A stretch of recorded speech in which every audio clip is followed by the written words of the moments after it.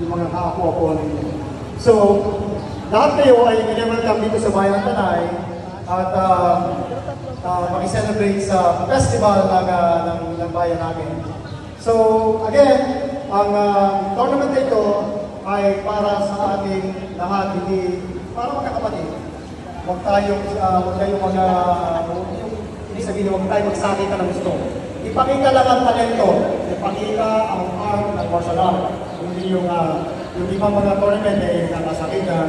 At ako po ay nakikiusap sa inyo na kung meron konting problema, pag-usapan po natin. Hindi na po natin yan maabayin na tayo rin magkakasama. So again, kayo po ay minimalitan ko dito sa bayan na hugay po sa inyo lahat. Okay, thank you po, Master Cristante Escuelas. So now, for introducing our guest of honor speaker, so let's welcome our mayor, former Mayor Lito Tanwaco for short message.